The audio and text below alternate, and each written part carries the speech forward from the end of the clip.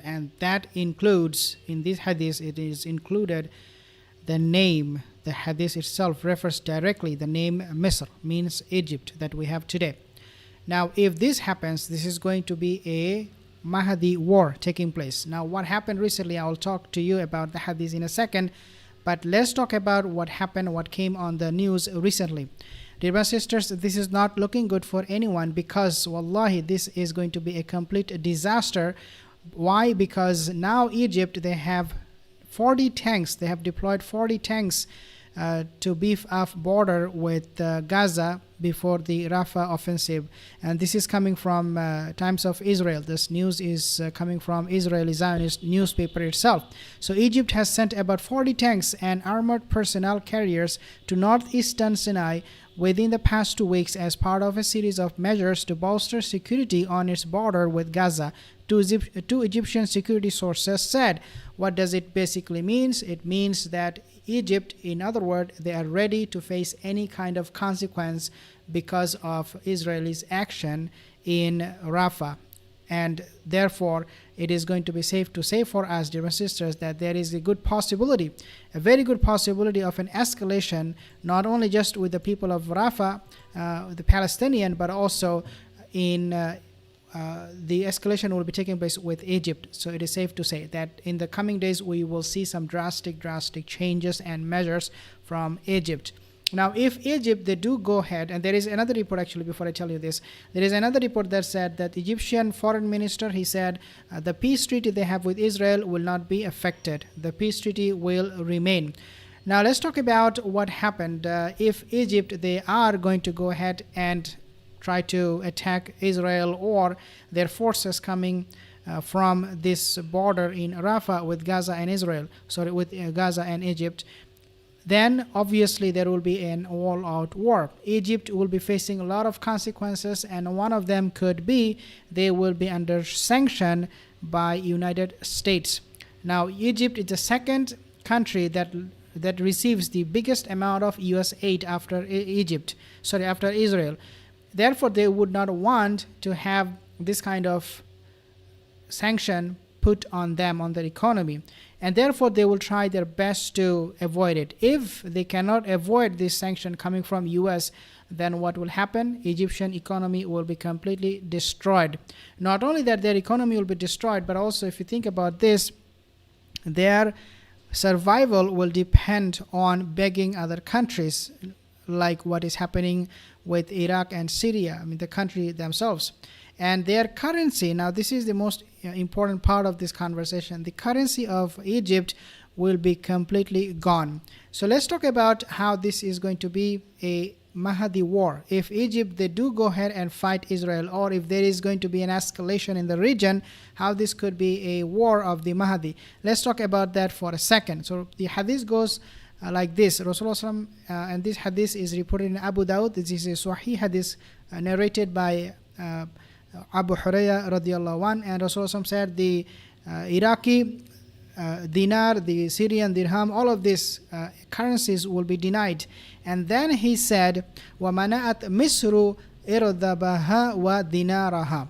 Then he said, after Iraq and Asham, Syria's dinar, the dirham, their currency is being declined or is being rejected, then the next country in line would be Egypt. Their currency will be also rejected or denied. And then say, summa uttum min haysu bada'atum. Then he said, you will go back to where you started. Now let's talk about this hadith a little bit more.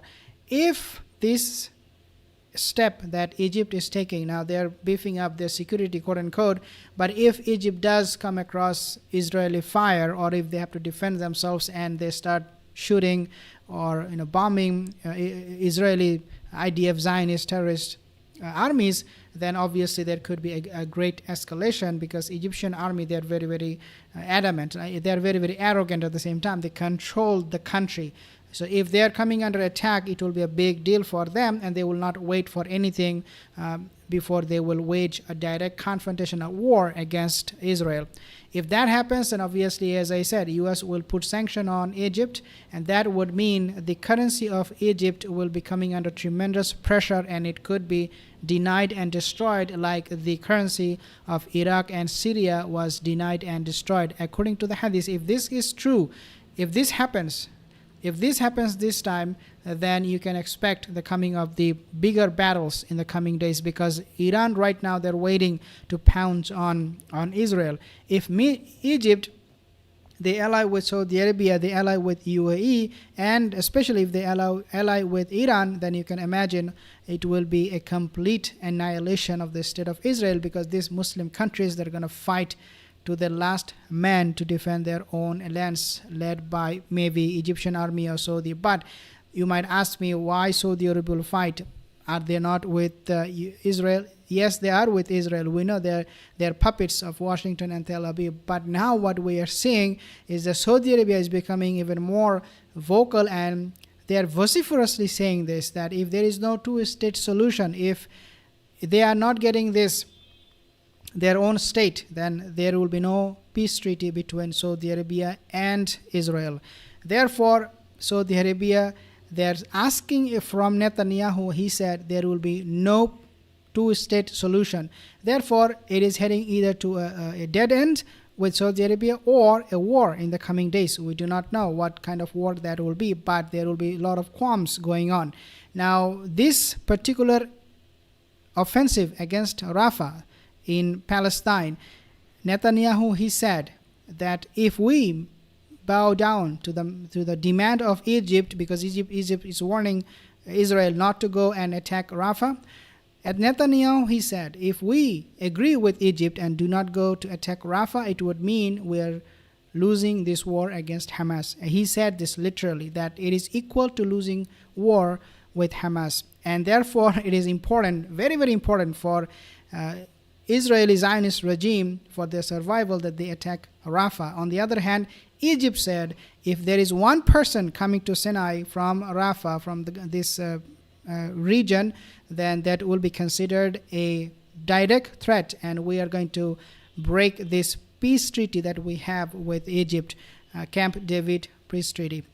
But subhanAllah, things are looking a lot more complex. If you are someone who is just sitting there and thinking, well, Muslims, the leaders are not doing anything, the leaders are just watching, they're not taking any step, then know that Allah will create the circumstance where the Muslim leaders will have no choice but to get involved in this war. Just like if you remember what happened, the battle of Badr, Rasulullah SAW, he did not want the fight. He did not go to the battle to the Badr to fight the enemy, the Quraysh. Allah Azza wa Jal created the circumstance for the Muslims to go out and fight, eventually fight. So subhanAllah, this is the qadr of Allah. So if you are wondering why these Muslim leaders are not doing anything, then know that there is somebody up in the heaven, that is our Lord Allah Azza wa Jal, who will create this environment where these Muslim leaders, even in order to save their faces or to even save their lives, they will have no choice but to go to war with Israel. May Allah create that kind of situation, and we would see, inshallah, the end of Zionist oppression against the Palestinian people. Assalamu alaikum wa rahmatullahi wa barakatuh.